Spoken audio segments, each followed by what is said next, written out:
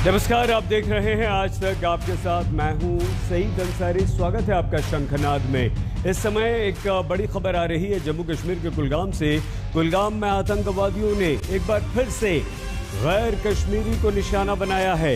एक तरफ कश्मीर में आतंकवादी लगातार टारगेट किलिंग कर रहे हैं और दूसरी तरफ 24 अक्टूबर को वर्ल्ड कप में पाकिस्तान से क्रिकेट मैच होने जा रहा है। लेकिन कुलगाम में आतंकवादियों ने दो गैर स्थानीय यानी कि दो गैर कश्मीरियों को निशाना बनाया है और स्थानीय मजदूरों की हत्या कर दी है। फिर से मजदूरों की हत्या की है। सॉफ्ट टारगेट इनको निशाना बना रहे हैं आतंकवादी। कायराना हरकत एक बार फिर से की है आतंकवादियों ने और दो मजदूरों की हत्या कर दी है। कल भी दो मजदूरों की हत्या की थी, आज भी दो मजदूरों की हत्या कर दी है। कुलगाम में यह हत्या की आतंकवादियों ने। और हम आपको सीधे अशरफ वानी के पास लिए चलते हैं। अशरफ, लगातार सुरक्षा बल इन आतंकवादियों को घेर रहे हैं, एनकाउंटर्स कर रहे हैं, मार गिरा रहे हैं, उसके बावजूद यह हरकत कैसे?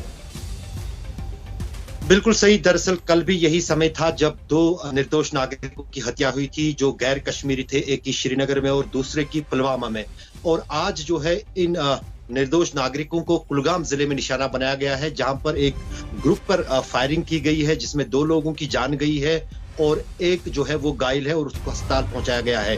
दरअसल ये कुलगाम जिले के पास वनपो का इलाका है, गोंजीपुरा, जहां पर ये हमला हुआ है इन नॉन कश्मीरी या नॉन लोकल कहे इन नागरिकों पर। और ये सिलसिला अब रुकने का नाम नहीं ले रहा। जहां एक तरफ सरकार की तरफ से प्रयास हो रहा है कि इस तरह के हमलों को रोका जाए, वहीं पर लगातार एक के बाद एक इस तरह का हमले हो रहे हैं। और अगर 5 अक्टूबर से बात की जाए तो अब 9 ये आंकड़ा हो गया है। 9 लोगों की हत्या पिछले कुछ दिनों के दौरान जो है कश्मीर में हुई है। और आज शाम को कुलगाम जिले में 2 लोगों की आतंकियों ने गोली मारकर हत्या कर दी है, जबकि एक को घायल कर दिया है। ये सिलसिला जो है 5 अक्टूबर से शुरू हुआ जब 3 नागरिकों की हत्या हुई, जिसमें कश्मीर। ठीक है अशरफ वानी हमारे संवाददाता, उनका संपर्क हमसे टूट रहा है। लेकिन हम खबर एक बार फिर से बता दें कि जम्मू कश्मीर के कुलगाम में आतंकवादियों ने एक बार फिर से गैर कश्मीरियों को निशाना बनाया। एक तरफ कश्मीर में आतंकवादी लगातार टारगेट किलिंग कर रहे हैं, तो दूसरी तरफ 24 अक्टूबर को वर्ल्ड कप में भारत और पाकिस्तान का क्रिकेट मैच भी होना है। लेकिन हम अशरफ ये बताएं कि ये जो आतंकवादियों ने 2 गैर स्थानीय मजदूरों की हत्या की है, ये कुलगाम में कहाँ थे, किस तरह से आतंकवादी आ गए, सुरक्षा व्यवस्था वहां पर किस तरह की, पूरी बात? अभी तक फिलहाल ज्यादा जानकारी नहीं मिल पा रही है क्योंकि पुलिस की टीम जो है इस गांव में पहुंच रही है और पहुंच भी गई है। अब ये पता किया जा रहा है कि ये जो मारे गए नागरिक हैं इनकी पहचान क्या है। अभी तक जो सूचनाएं सूत्रों से मिल रही हैं, ये तीनों लोग जो हैं बिहार के हैं, जिनमें से 2 लोगों की मौत हुई है और एक जो है घायल है। अगर कश्मीर में कुल मिलाकर देखा जाए, यहाँ पर जो गैर कश्मीरी सबसे ज्यादा काम काज के लिए आते हैं वो बिहार या यूपी से ही आते हैं, चाहे फिर वो जो कंस्ट्रक्शन वर्क है उसके काम में आते हो या फिर कश्मीर में सालों से आ रहे हैं। और कहीं ना कहीं अब कल के हमलों के बाद साफ नजर आ रहा है कि जो कामगार यहाँ पर देश के दूसरे हिस्सों से आ रहे हैं, वहीं आतंकियों के निशाने पर पिछले कई दिनों से, खास तौर से कल और आज। इसके बाद जो है कहीं जो डर का माहौल यहाँ कश्मीर में उन सभी लोगों के बीच बन रहा है जो दूसरे देशों से हजारों की तादाद में दूसरे राज्यों से कश्मीर में काम के लिए आते हैं। और ये पुलिस का कहना है कि ये एक सोची समझी साजिश के तहत हो रहा है ताकि कश्मीर के माहौल को पूरी तरह से जो है खराब किया जाए। लेकिन सरकार और प्रशासन की तरफ से, जहां तक कि एलजी की भी बात करें, कल उन्होंने पूरी तरह से ये कहा था कि इन हमलों के पीछे जिसका हाथ भी होगा उनके खिलाफ सख्त से सख्त कार्रवाई की जाएगी। लेकिन जब तक ये सिलसिला नहीं रुकेगा कश्मीर में, तब तक शायद सरकार के बातों पर या सरकार के आश्वासन पर कम ही लोग ध्यान भी देंगे और भरोसा भी करेंगे। लेकिन अशरफ, लगातार ये हो रहा है कि गैर कश्मीरियों को और टारगेट किलिंग यानी कि कश्मीर में जो अल्पसंख्यक है उन लोगों को निशाना बनाया जा रहा है। ये क्या जो हमारे सुरक्षा बलों ने एक आतंकवादियों के खिलाफ जबरदस्त ऑपरेशन चला रखा है, उसका परिणाम? सईद, इसको दूसरे जाविये से देखना पड़ेगा, क्योंकि जो पिछले 10 दिनों के दौरान एकदम जो ऑपरेशंस में तेजी लाई थी सुरक्षा बलों ने, जम्मू कश्मीर पुलिस ने सेना और सुरक्षा बलों के साथ मिलकर कश्मीर में 9 मुठभेड़ें हुई, 13 आतंकी मारे गए। लेकिन उस बीच भी जो है फिलहाल कल से जो है एक बार फिर इन हमलों में है, जो सिविलियन टारगेट्स या सिविलियन किलिंग्स कहें, उनमें एक दम से तेजी देखी गई। क्योंकि कल दिन भर 24 घंटों के दौरान 24 घंटों में 3 मुठभेड़ें हुई, जिनमें लश्कर का एक कमांडर भी पामपुर में मारा गया और उसके साथ साथ जो है पुलवामा और बेमिना श्रीनगर में एक मिलिटेंट मारा गया। लेकिन उसके बावजूद शाम को ये घटना घटती है और आज जो है एक बार फिर जो है कुलगाम में ये घटना घटती है। तो जाहिर है कि कहीं ना कहीं जो है एक तरफ से जहां सुरक्षा बलों की तरफ से प्रयास है कि जितने भी आतंकी संगठन है उनके खिलाफ कार्रवाइयां बढ़ाई जाए, लेकिन दूसरी तरफ कहीं ना कहीं जो है आतंकी संगठन जो है इस तरह के कारनामे अंजाम दे रहे हैं, जिससे सरकार और सिक्योरिटी एजेंसीज के लिए चिंताएं बढ़ रही हैं।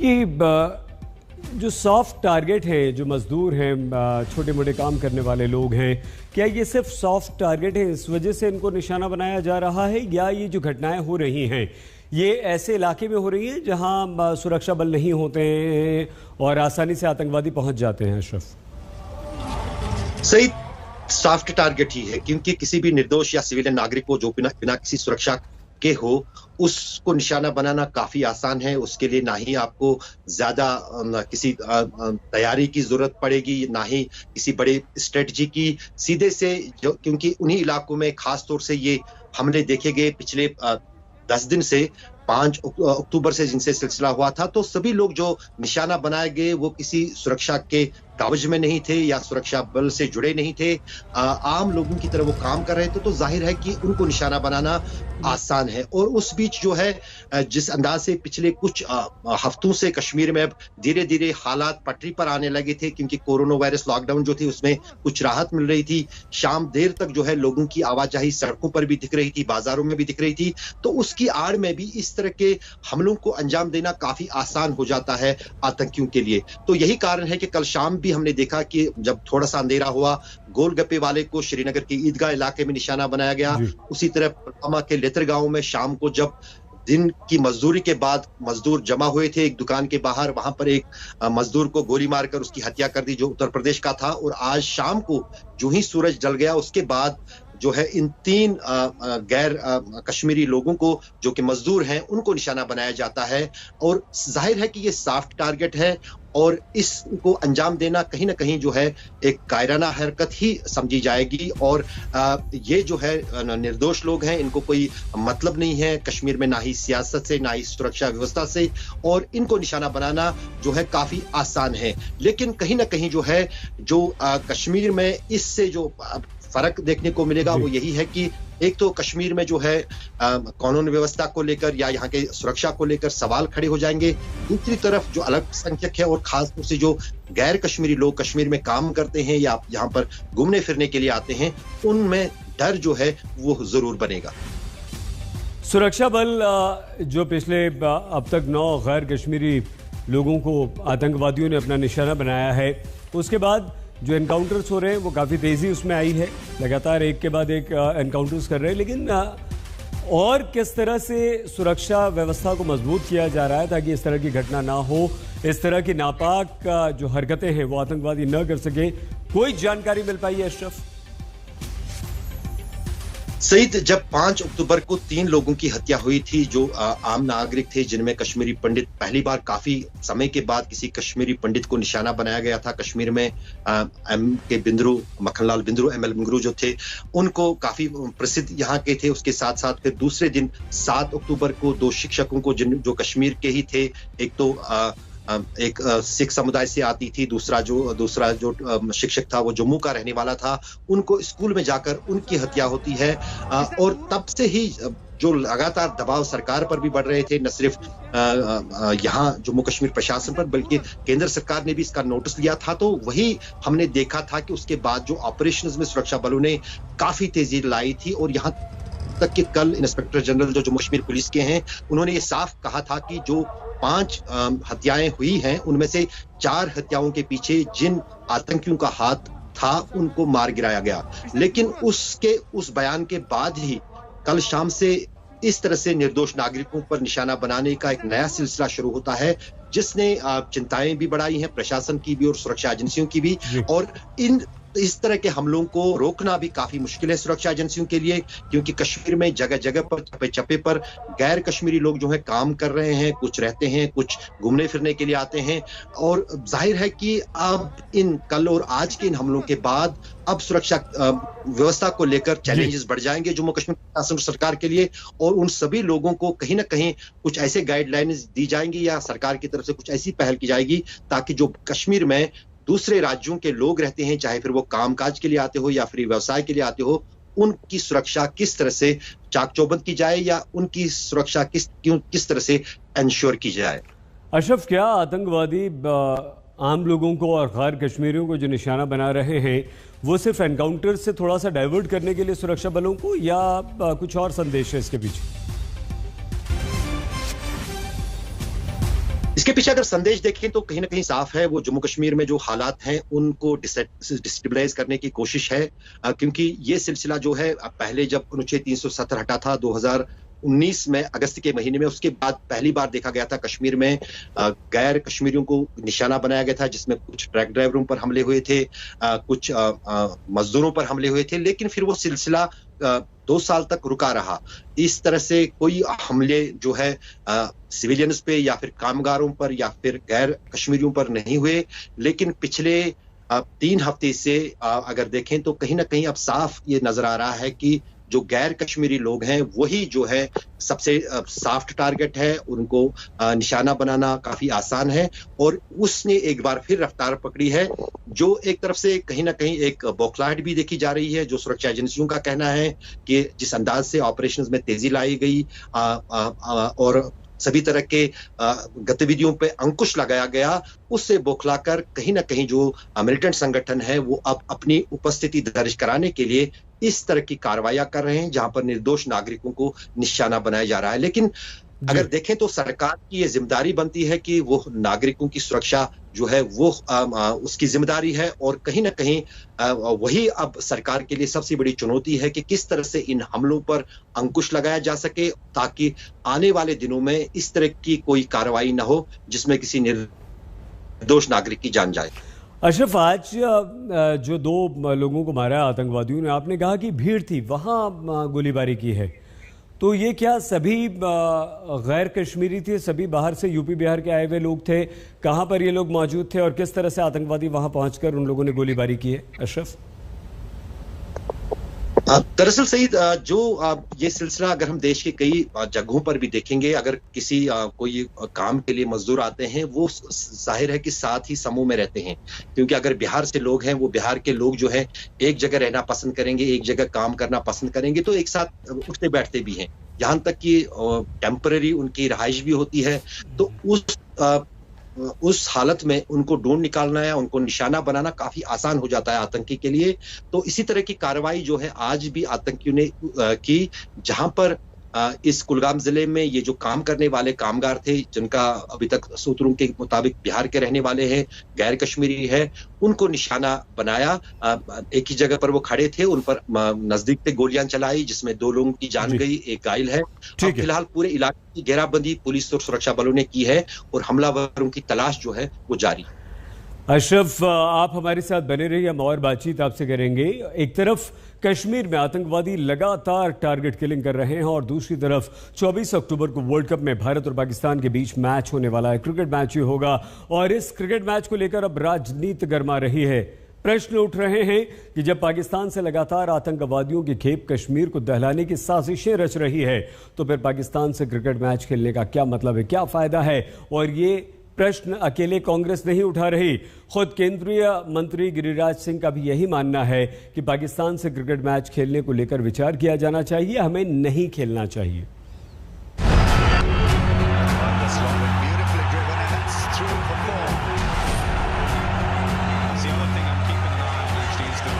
भारत और पाकिस्तान के क्रिकेटर जब मैदान पर क्रिकेट खेलने के लिए उतरते हैं तो सिर्फ क्रिकेट नहीं होता, एक जंग होती है। आतंकी राष्ट्र और आतंकियों को खत्म करने वाले सशक्त राष्ट्र के बीच जंग।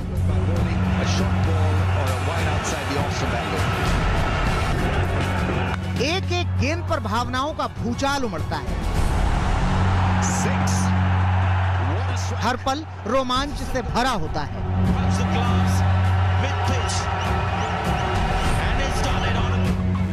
फिर से 24 अक्टूबर को T20 के वर्ल्ड कप मैच में भिड़ने जा रहे हैं भारत पाकिस्तान।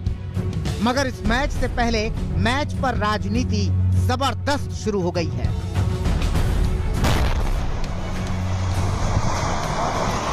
वजह है पाकिस्तान की कायराना करतूत। सवाल हो रहे हैं कि जब पाकिस्तान लगातार घाटी में आतंकी भेज रहा है तो फिर पाकिस्तान से मैच क्यों?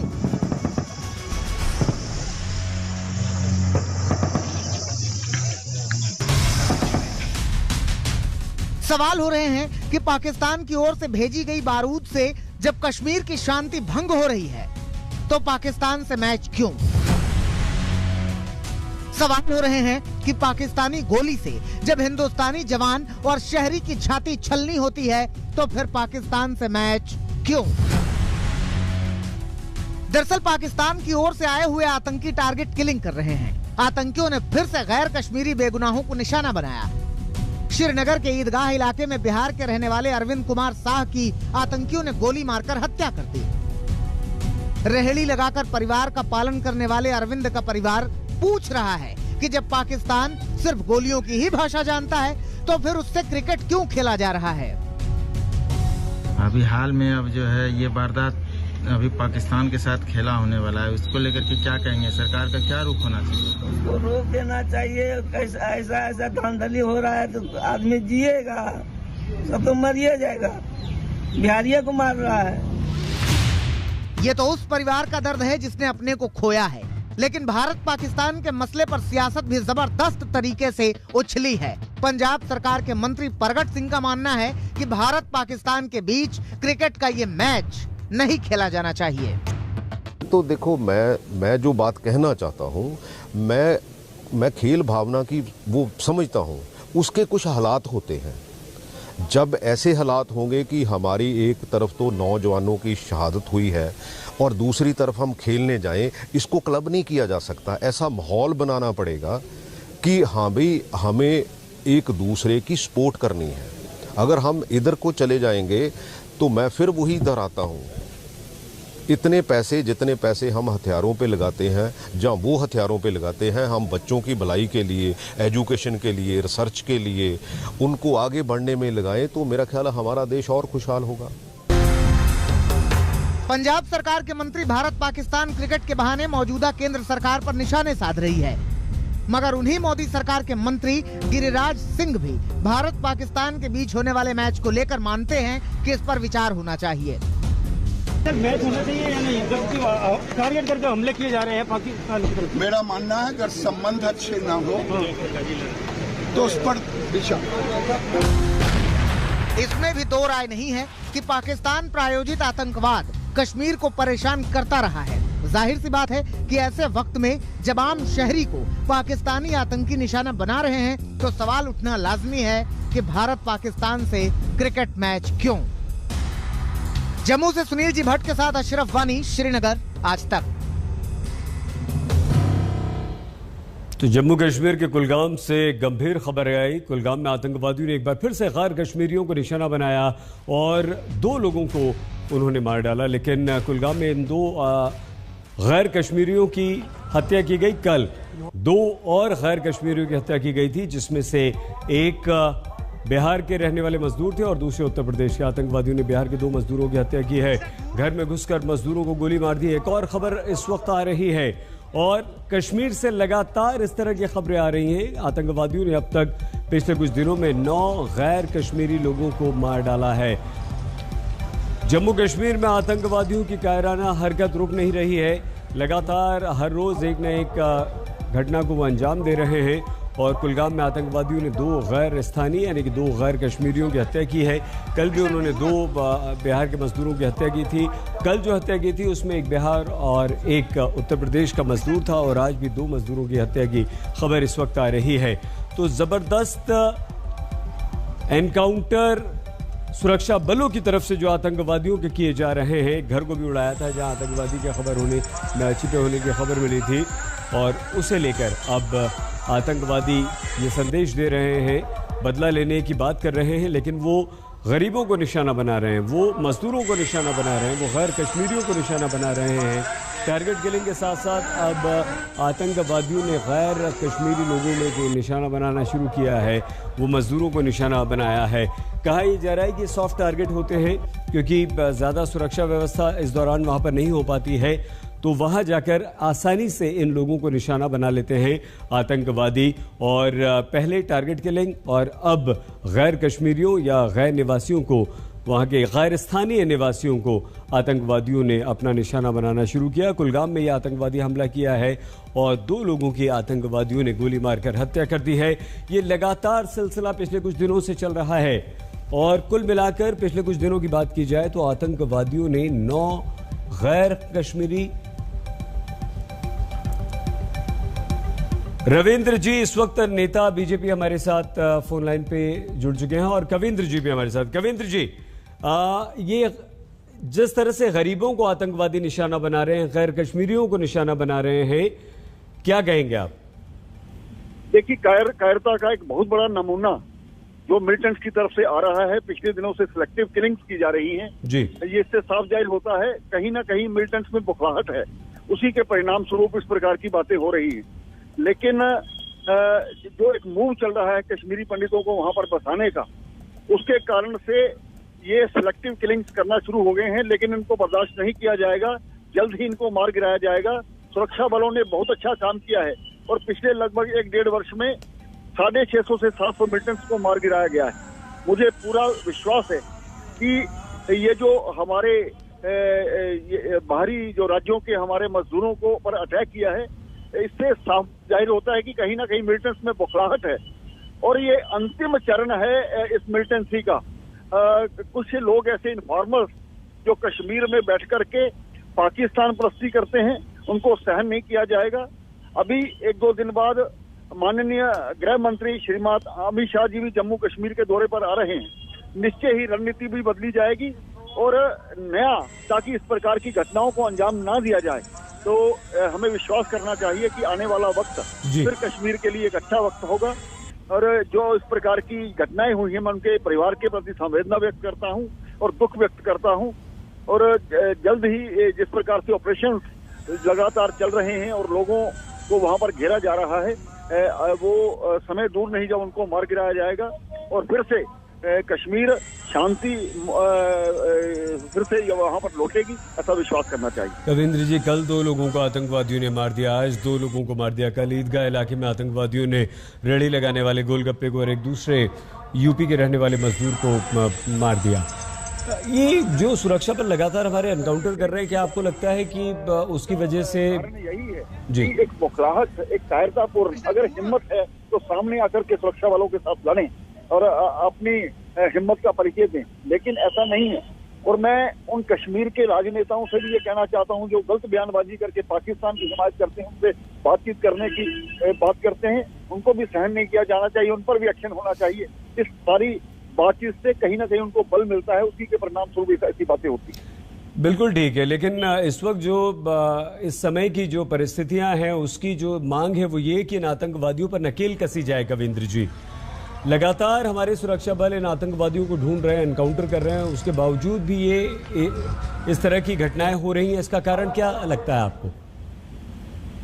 देखिए, ये साफ है कि एक मूव जो चल रही है कश्मीरी पंडितों को दोबारा 1990 में जिस प्रकार से घटनाएं हुई थी, उसके कारण से फिर से एक माहौल बनाने की कोशिश की जा रही है ताकि हम कश्मीरी पंडित परिवारों को वहां पर भेज सकें।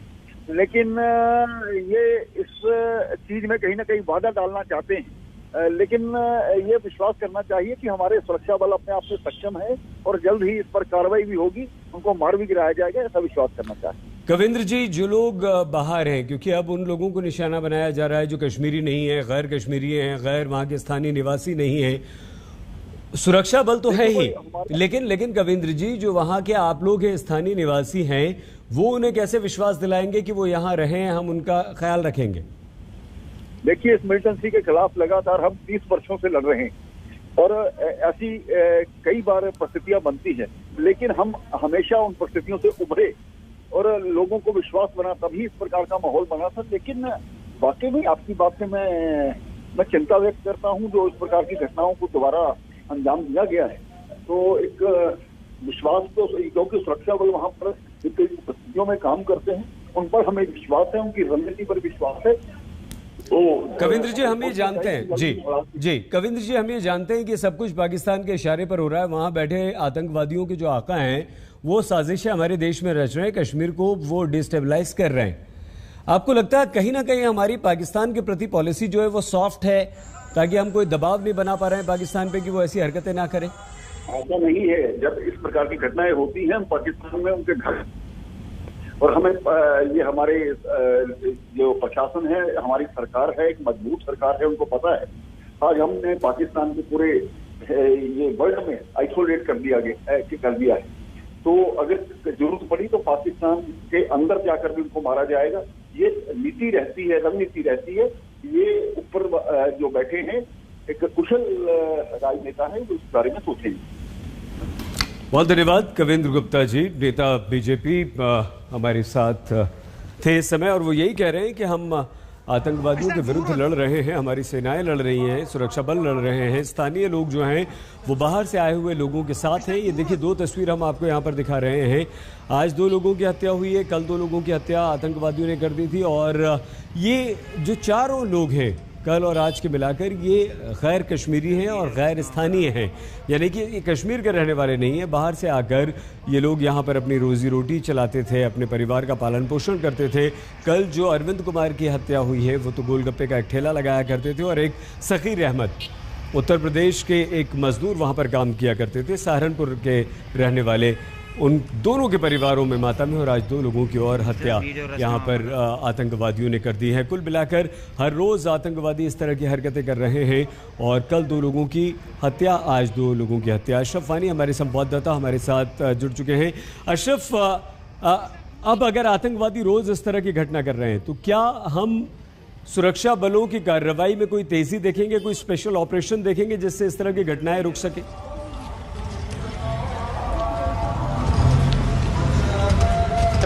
वो तो चल ही रहा है। पिछले 1 हफ्ते से जो कार्रवाइयां हैं उनमें बिल्कुल बदलाव और तेजी लाई गई है। जिस अंदाज से पिछले 7 दिन के दौरान जो है, खासतौर से, और पिछले 10 दिन की अगर हम बात करें, जब से सिविलियन किलिंग्स का सिलसिला शुरू हुआ था, 9 मुठभेड़ हुई है कश्मीर में, और उनमें जो है 13 आतंकी मारे गए हैं। लेकिन सवाल यही अब खड़ा होता है कि क्या मुठभेड़ों से ये जो है ये खतरा टलेगा? लगता तो नहीं है, क्योंकि जिस अंदाज से कल और शाम, जैसे आप बता रहे थे, तारकेश्वर प्रसाद जी इस वक्त हमारे साथ फोन लाइन पे जुड़ चुके हैं। तारकेश्वर जी, लगातार गैर कश्मीरियों पर, मजदूरों पर ये आतंकवादी हमले कर रहे हैं, किस तरह से इनसे निपटा जाएगा? अरे देखिए, ये एक दुर्भाग्यपूर्ण, कायरानापूर्ण हमला है। पाक समर्थित आतंकवादी जिस तरीके से लक्ष्य लेकर जो हमारे समाज के कमजोर वर्ग हैं, जो रोजी रोटी के लिए हैं, उन्हें जिस प्रकार से उनकी हत्याएं की जा रही है, दुर्भाग्यपूर्ण है। और इसमें अपने बिहार के भी अपने नागरिक हैं। दुर्भाग्यपूर्ण स्थिति है, इसकी तो हम सब निंदा करते हैं। लेकिन तारकेश्वर जी, जो बिहार और यूपी के लोग हैं, जैसे कल अरविंद कुमार एक बिहार के, ये दुर्भाग्यपूर्ण है। लेकिन केंद्र सरकार और जो राज्य सरकार है वो आवश्यक कदम उठा रही है, और उम्मीद करते हैं कि इस तरह की हत्याओं का दौर निश्चित तौर पर बंद होना चाहिए। जो भी आतंकवादियों के खिलाफ कड़ी कार्रवाई हो। आपकी कोई बात एलजी साहब से, मनोज सिन्हा साहब से हुई है या केंद्र में किसी और मंत्री से? नहीं, अभी मैं बात कर रहा हूँ, और जो आपकी चिंता वो वही चिंता हमारी भी है। और अभी उनसे, जम्मू कश्मीर की सरकार से हमारी बात होने ही वाली है, और विस्तार से इस पर चर्चा होगी। लेकिन यह दुर्भाग्यपूर्ण है, इसमें पूरे देश को खड़ा होने की जरूरत है कि इस तरह के कायरानापूर्ण हमलों से हमारे जो नागरिक हैं उनकी रक्षा कैसे हो। यह राज्य सरकार के भी चिंता है, केंद्र सरकार की चिंता, और हमारी भी चिंता है, क्योंकि बिहार के राज्य के हमारे कई नागरिक इसके शिकार हो रहे हैं। और हम अपनी चिंता को भी सही जगह पर रख रहे हैं, लेकिन उम्मीद करते हैं कि निश्चित तौर पर भारत सरकार और जो जम्मू कश्मीर की सरकार है जो आवश्यक कदम उठा रही है उससे निश्चित तौर पर वो इस तरह की हत्याओं का दौर पर नियंत्रण होगा। और सख्त कार्रवाई की जरूरत है, कार्रवाई हो रही है, लेकिन लगता है कि और सख्त कार्रवाई की जरूरत है। तारकिशोर जी, क्योंकि बिहार के बहुत सारे लोग जम्मू कश्मीर में हैं और वो बेचारे उसमें कई सारे लोग ऐसे हैं जो मजदूरी भी करते हैं, आज आप उन लोगों को क्या आश्वासन देना चाहेंगे? जो वहाँ के हमारे अधिकारी हैं, हमारे संजोग से मनोज कुमार सिन्हा जी भी वहाँ हैं, तो अभी उनसे बात करके जो हमारे खास करके इस क्षेत्र के लोगों को जो लक्ष्य करके आतंकवादियों के द्वारा मारा जा रहा है, तो उसको रोकने के लिए आवश्यक कार्रवाई करने का आग्रह कर रहे हैं। लेकिन एक चीज जान लीजिए कि इन सारी कायरानापूर्ण हमले से देश न पीछे हटने वाला है, न देश डरने वाला है। और हम सब इस तरह के क्षणों में जहां वो किसी व्यक्ति पर हमला नहीं है, ये भारत पर हमला है। इस तरह की घटनाएं देश को कमजोर नहीं करेगी, हम सब मिलकर इसका सामना करेंगे। जब भी देश पर इस तरह की बातें हुई है, सारा देश एकजुट खड़ा रहा है। तारकिशोर जी, आप निवेदन आपसे है कि आप मनोज सिन्हा जी से बात कीजिए ताकि बिहार के जो लोग हैं उन्हें थोड़ी सी राहत मिले। और बहुत धन्यवाद आपका। डिप्टी सीएम तारकिशोर प्रसाद आज तक से बातचीत कर रहे थे। कमलजीत संधू हमारी संवाददाता इस वक्त हमारे साथ जुड़ चुकी हैं। कमल के लगातार कल भी 2 मजदूरों को मार डाला गया, आज भी 2 को मार डाला गया। क्या अब केंद्र की तरफ से कोई स्ट्रिक्ट एक्शन की बात सामने आ पा रही है? किसी से गृह मंत्रालय में या किसी दिल्ली में बड़े केंद्रीय मंत्री से आपकी कोई बात हो पाई है इस संबंध में? देखिए, लगातार इस तरह के हमले हो रहे हैं जहां पे नॉन लोकल को टारगेट बनाया जा रहा है। खासतौर पे बुरी खबर है जो कि बिहार और यूपी के गरीब निवासी हैं जो वहां पे काम करने के लिए जा रहे हैं, जो एक लेबर की तरह काम करते हैं, चाहे वो कारपेंटर का काम हो, भेलपुरी वाले का काम हो, तो अपनी रोजी रोटी कमाने के लिए कश्मीर घाटी जा रहे हैं और अभी से नहीं, कई सालों से वहां पे काम करते आ रहे हैं। और इस तरह से उनको एक सॉफ्ट टारगेट बनाना, निशाना बनाना एक कायरता का तो रूप है ही है। लेकिन जिस तरह से कश्मीर घाटी में सिलसिलेवार तरीके से PIF या बाकी ग्रुप हैं उनको लगातार निशाना बना रहे हैं, तो खासतौर पे वो संदेश भेजना चाह रहे हैं। आर्टिकल 370 के बाद इस तरह का एकदम इजाफा होना टेरर अटैक्स में हम देख रहे हैं। एक साइड पे जम्मू घाटी में अगर हम बात करें, जम्मू रीजन में वहाँ पे पाकिस्तान बेस्ड टेरर ऑर्गेनाइजेशन है, जबकि कश्मीर में हम देख रहे हैं कि जो लोकल टेररिस्ट हैं वो निशाना बना रहे हैं बिहारी लेबरर्स को। तो एक तरफ से एक चीज साफ हो रही है कि टेरर बढ़ रहा है, रिक्रूटमेंट बढ़ रही है, लगातार टारगेटेड किलिंग्स हो रही हैं, सॉफ्ट टारगेट हो रहे हैं। हमने इससे पहले जो हमने बात की है तपन देखा है, वहां पे IB की तरफ से अमित शाह ने, गृह मंत्रालय ने खासतौर पे उन्हें भेजा था। हमें बताया गया था कि शुक्रवार को वो वहां पे गए और कल की 2 किलिंग के बाद आज वो कश्मीर घाटी फिर से आ गए। इसके अलावा हमने देखा है कि CRPF DG हो, NIA की टीम्स हो, लगातार रेड्स भी हुई, तो एक संदेश भेजने की कोशिश की गई। काफी एनकाउंटर हुए जहां पे न्यूट्रलाइज किया गया टेररिस्ट को। उसके बावजूद अगर इस तरह की घटना हो रही है, यानी बड़ा मेजर लेने की जरूरत है और सख्ती से काम करने की जरूरत है। बहुत धन्यवाद कमलजीत संधू हमारी संवाददाता। अशरफ, आपका भी धन्यवाद। फिलहाल हम आगे भी आप दोनों से बातचीत करेंगे। रुख अगली खबर का। इस बार मानसून देरी से लौट रहा है और लौटता हुआ मानसून दक्षिण के राज्यों में जबरदस्त तबाही मचा रहा है। मुश्किल इसलिए भी काफी बढ़ गई है क्योंकि इसी समय अरब सागर के ऊपर कम दबाव का एक सिस्टम बन रहा है।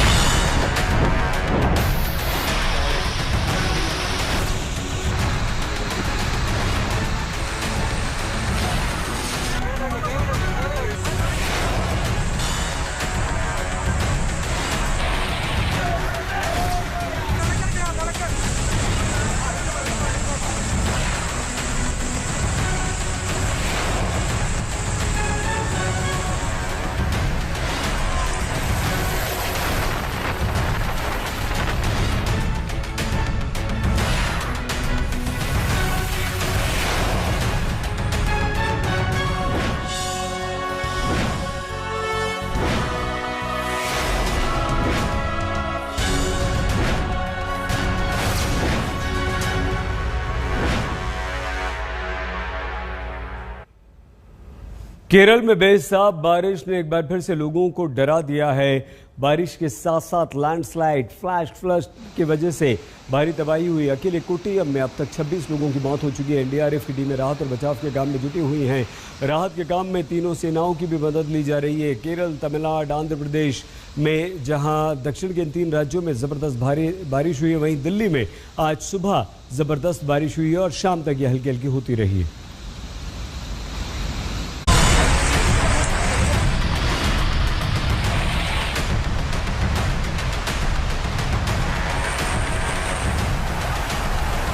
जब बारिश के साथ 2 शहरों के बीच आया तबाही का सैलाब,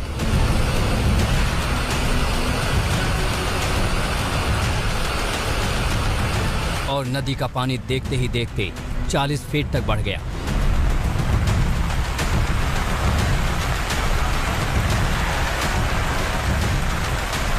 तबाही का अंदाजा इसी से लगा सकते हैं कि कोट्टायम को इडुक्की से जोड़ने से इस पुल के ऊपर से बह रहा था पानी। आमतौर पर ये रास्ता था एक शहर को दूसरे शहर, एक जिले को दूसरे जिले से जोड़ने के लिए, लेकिन शुक्रवार शाम के बाद केरल के इस हिस्से में आया सैलाब अपने साथ क्या कुछ लेकर के आया वो देखिए। ये बड़े बड़े लोहे की जो कड़े लगे थे, ये जो पूरा हिस्सा लगा था, ये दरअसल पुल को सुरक्षित बनाता था, लेकिन सब कुछ ऐसा लग रहा है कि कागज की तरह बिखर गया हो। पानी का सैलाब इस नदी में इतनी तेज आया, बड़े बड़े पेड़ों को अपने साथ लेकर के आया। कितने पुल तो इसने पीछे तोड़ दिए, जो रहा सहा हिस्सा आगे की ओर था उस सब को इसने अपनी चपेट में ले लिया। ये पुल का कंक्रीट हिस्सा तो बच गया है, लेकिन इसके किनारे जो थे, जो इसको सुरक्षित बनाते थे, वो किस हाल में हैं, इन तस्वीरों से बेहतर समझा जा सकता है। नदी में अचानक आए पानी से किनारे बने घरों की हालत सोचिए। पानी किनारों को तोड़ता हुआ इतनी तेज रफ्तार से आ रहा था कि रास्ते में आए पक्के मकान भी ताश के पत्तों की तरह टूट गए।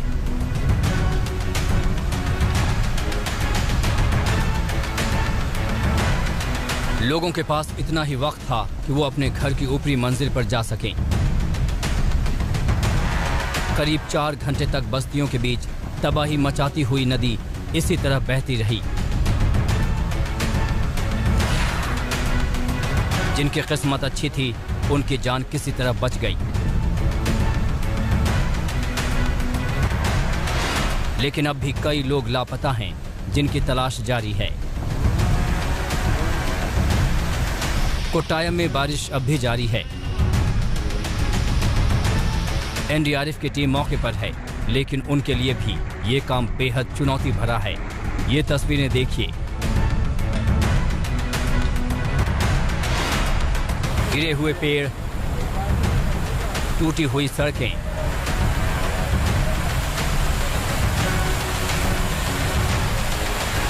घरों और आसपास पूरे इलाके में फैला हुआ मलबा और कीचड़। राहत और बचाव टीम के लिए पहली चुनौती है मौके पर पहुंचना, फिर लापता लोगों को मलबे में से ढूंढ निकालना।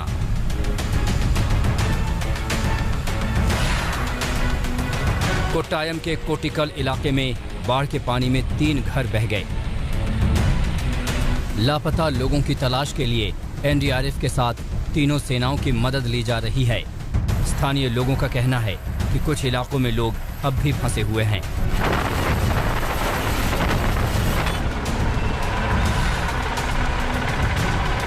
मौसम विभाग की तरफ से चेतावनी जारी की गई है कि बारिश की वजह से नदियों का जलस्तर फिर से बढ़ सकता है।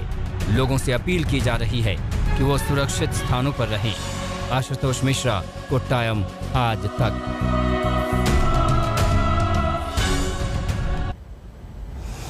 और कोट्टयम में ही मौजूद हैं हमारे संवाददाता आशुतोष मिश्रा। आपको सीधे हम कोट्टयम लिए चलते हैं। आशु, आपकी रिपोर्ट्स हमने देखी और काफी डरावना वहां पर दृश्य है। जबरदस्त बारिश है, बाढ़ है, मकान बह रहे हैं। स्थिति कैसी है अभी, ये बताइए। सईद, मरने वालों का आंकड़ा जो केरल में है, खासकर इन प्रभावित राज्यों में, ये अब 26 तक पहुंच चुका है।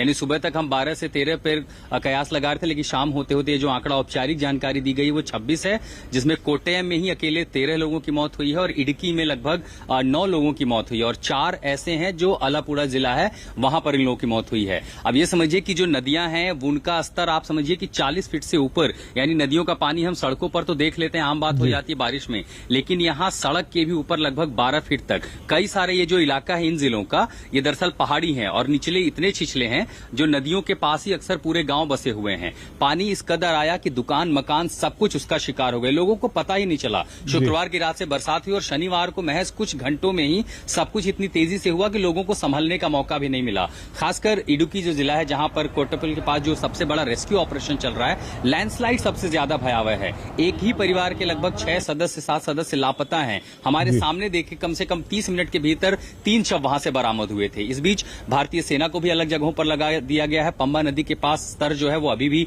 खतरे के निशान पर है, तो आसपास के इलाकों में अभी भी जल जमाव है। हालांकि जो रेड अलर्ट था, राहत की बात यह है सही कि उसे ऑरेंज अलर्ट में बदल दिया गया है, लेकिन बावजूद इसके एनडीआरएफ, एसडीआरएफ, भारतीय सेना, इन सब की तैनाती इस कदर की गई है कि अगर कहीं पर फिर घटना बिगड़ती है तो हालात काबू में पाए जाए। और साथ ही प्राथमिकता ये है कि अगर कोई फंसा है तो उसे जल्दी से निकाला जाए। जो लोग निचले इलाकों में हैं उन्हें सुरक्षित ले जाया गया है कैंपों में। आशुतोष, बहुत धन्यवाद आपका। हम दोबारा आएंगे, लेकिन इस वक्त एक और बड़ी खबर आ रही है और वो बड़ी खबर उत्तराखंड को लेकर है। उत्तराखंड में भारी बारिश का अलर्ट जारी किया गया है और देश भर में जो अचानक से बारिश हो रही है, उत्तराखंड में अगले 2 दिन भारी बारिश हो सकती है, इसका अलर्ट जारी कर दिया गया है। और ये कहा गया है कि उत्तराखंड में अगले 2 दिन जो हैं वो काफ़ी भारी हो सकते हैं, बारिश हो सकती है और बारिश भी जोरदार बारिश हो सकती है, जिसकी वजह से वहां पर अलर्ट जारी कर दिया गया है। चेतावनी के चलते केदारनाथ यात्रा को भी रद्द कर दिया गया है। अब केदारनाथ यात्रा रद्द है। उत्तराखंड में बारिश की आशंका को देखते हुए यह अलर्ट जारी किया गया है। इसके अलावा दिल्ली एनसीआर में भी मौसम अचानक से बदल गया। आज दोपहर में अंधेरा छा गया, अचानक से बारिश होने लगी, मौसम ठीक हो गया, लेकिन कुछ एक जगहों पर पानी भर गया, लोग परेशान भी हुए। लेकिन दिल्ली, नोएडा, गुरुग्राम का तापमान जरूर गिरा है।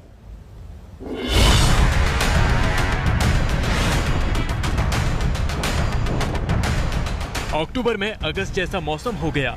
भरी दोपहरी में शाम हो गई, काले बदरा मंडराने लगे तो दिल्ली का समा बदल गया। देखते ही देखते घनघोर घटा बारिश में बदल गई।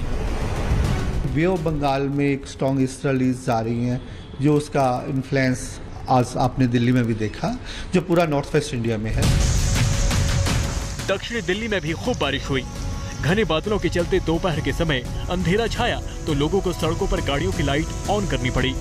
तेज हवाओं के साथ हो रही बारिश से तापमान में गिरावट आ गई।